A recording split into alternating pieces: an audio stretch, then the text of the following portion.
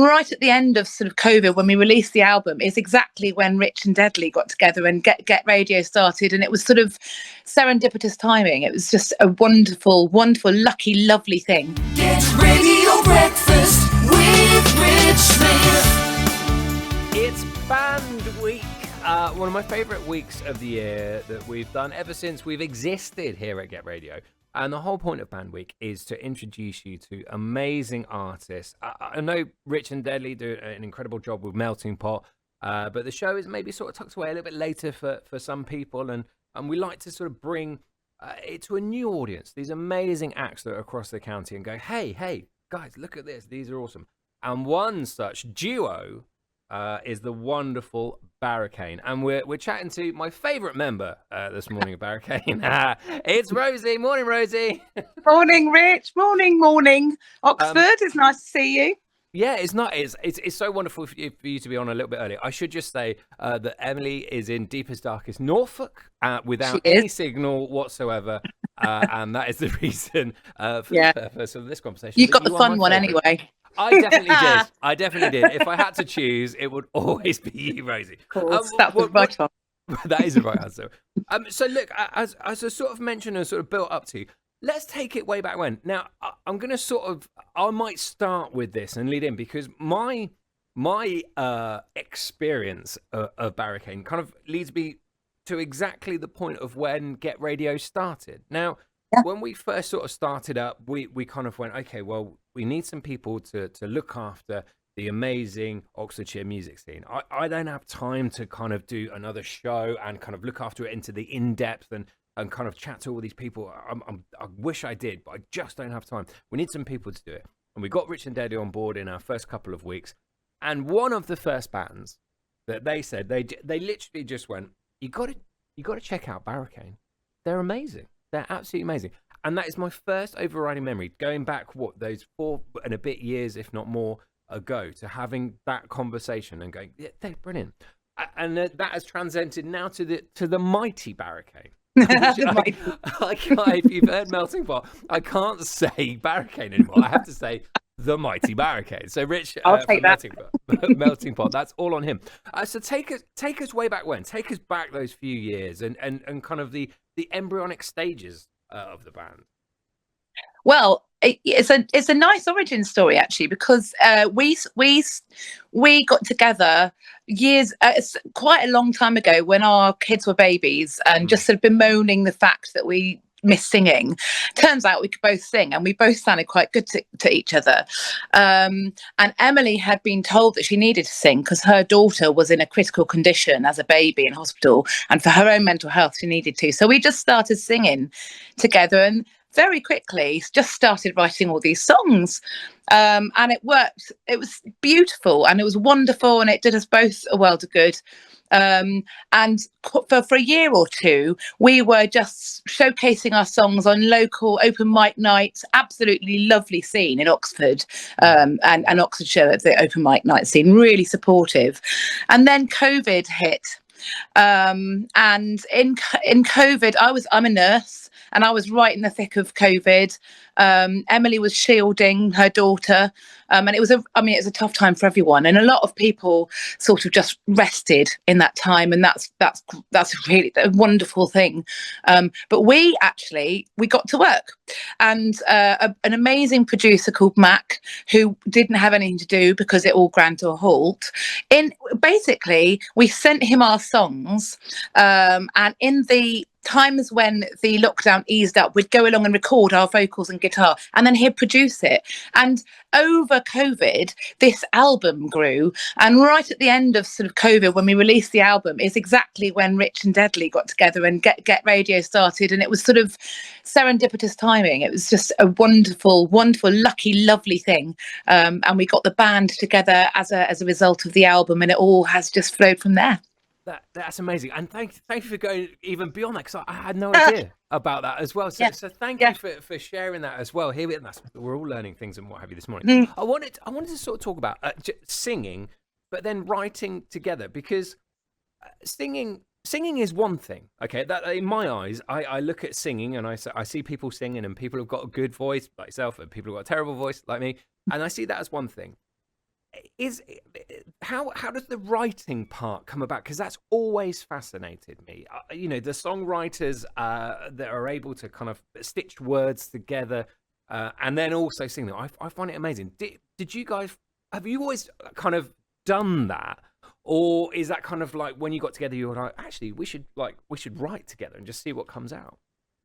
Well, I've done it from time to time over the years. And I've been in bands, when I was younger in London and things like that. Emily had never done it before, and when we started getting together, she started having a go, and it all just fell out of her. And she's a much more prolific songwriter than I am. She just churns them out, amazing, beautiful songs. But what we both tend to do, we're both slightly different, and I think everyone writes songs differently. In fact, I was talking to Pete from Midair, who was on your show yesterday. We're both quite interested in the songwriting process and talk about it a lot. What I tend to do is either a lyric will come to me and I'll develop a melody and a chord structure and build it that way, or I'll fiddle around in the guitar and find a really nice chord structure and a melody will appear and some lyrics that I've got knocking around, or something new will come into my head. And I think sometimes there's just a lot in being, you have to have space. You have to, when I'm cycling to work on my own with nothing else, no other input, that gives me, things come to me then. You have to get out in nature and walk around, or just slow down and stop. I think when you're plugged in for too long and you've got too much stimulation, which we all do too much of the time, you haven't got any room for things to come to you. So what I've been learning more and more is, the more I unplug and walk in nature, or go on a bike ride, or just be quiet, which is hard for me to do. You said it, Rosie. You said it. Like a chat. The more it comes, and you might have something that comes and you park it and there might be a time in the future that becomes, that's waiting for. And then we get together and share it, and we both work on each other's songs, and it becomes a co-written song then. And once we have a melody, then we can quite quickly find a harmony. Brilliant. The link between chatting to Pete yesterday and yourself, Rosie, that kind of, that disconnect. Pete yesterday was like, my creative bit is finding a pub with no music in it and just sitting there with a pint. And he literally said yesterday, he was just like, I'll run to the loo and just kind of go, I've got these lyrics, I've got these things. Yeah, it's mad. We've all got snippets of song on our recorder app on our phones. Love it. I love it. But inspiration strikes at any point. That's amazing. Fast forward just a little bit. I remember when Melting Pot put on an amazing gig with yourself and Emma Hunter, which we'll kind of beautifully link to a little bit later, and also Pete. There we go. There's the big link. I always remember I met up with some friends there. I didn't realize that I had some friends sort of going, and I was like, hey, great to see you. I didn't know you were coming to this. And they literally turned to me and they went, oh yeah, we're here to see Barricane. We're here early to see Barricane. We really want to see them. Oh, we've heard so much about them and all this kind of stuff. And I always remember that. And it's one of those, another kind of life trajectory moments where you're kind of like, oh, I heard about you from the boys early, and then kind of other people hearing about you, and then sort of chatting away. So kind of charted that journey a little bit from kind of after the first album, which did so well, and so many people loved it, and then Rich and Deadly from Melting Pot did as well. Where are we kind of at now? Because I know we've got new music, and I know there's a few gigs coming up again with Emma Hunter as well. Yeah. So we've had a really odd time, because we had a band member died in COVID, and that was shocking. It shocked us all. And then we had a few other band members come and go. Had another one, another band member died to mental health. So that's a cause that's really close to our hearts. Men's mental health and mind charity. So we've had quite a rocky road, and quite a lot of kind of, let's take it back, let's re-find our music, because our recorded music is quite different, obviously, to our live music, and that's quite exciting, because then it's almost like two different two different feels. And we now have an amazing, lovely new lineup. We've got Ant and Ian joining Gary and us, and Gary's our drummer, and it's sounding really lovely and sort of slightly pared back with some of the edge that we've always enjoyed live. And we're ready to go now. So yeah, we're making new records. We're working on some new music, and we are really excited about supporting Emma Hunter in her album launch in the O2 on the 12th of September. That's going to be spectacular. As on We Got Tickets, I think I urge you all to get tickets and come along. Sorry, shameless plug, but it's going to be great. It's no, genuine, and I'll add to that as well. That it will be an absolutely incredible. Not only do you get the wonderful Emma Hunter, whose new album is beautiful, and we're going to get a listen of tomorrow night on Melting Pot from 9, but also having you guys down there as well. It's top lineup, lineup. So yeah, get your tickets. It's going to be one of those events in music history that everyone sort of goes to and talks about, I think. That is it. Definitely. Yeah. And then we've got Oh, sorry. No, go on, Rosie. Oh no, just excited to say that we're in the O2 on the 15th of November as part of the Oxford Music Festival as well. We're really excited about that. I'm so glad you brought that up, because I'm such an idiot, because I had it was in my list of things, and it was number 4 on my list of things that I was going to talk to you about, and you brought it up because I wasn't going to. Just kind of briefly, just describe. This is a great thing because it gets so many bands together.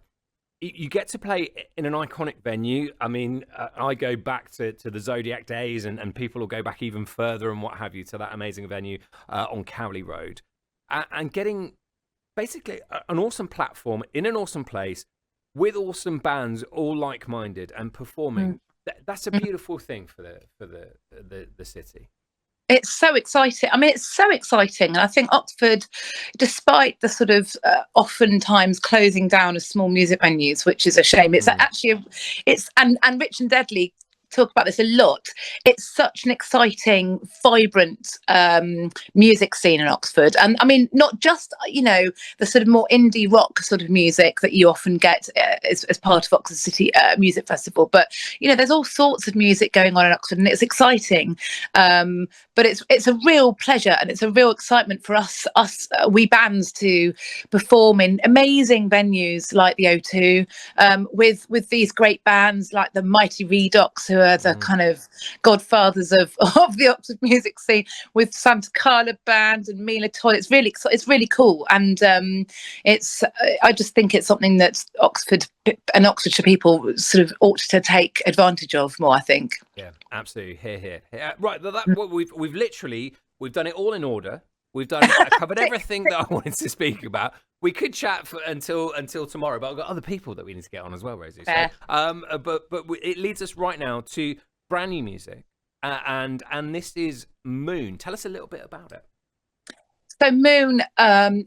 So one of our big inspirations is nature, and the stars and the moon and the earth, and this is inspired directly from that. And it's just a song we used to play just the two of us quite a lot of the time, and it was the obvious next sort of single to do, because it's such a beautiful track, and so we're really pleased to give you this offering from Barricane, about the world, about the nature, and the moon, of course.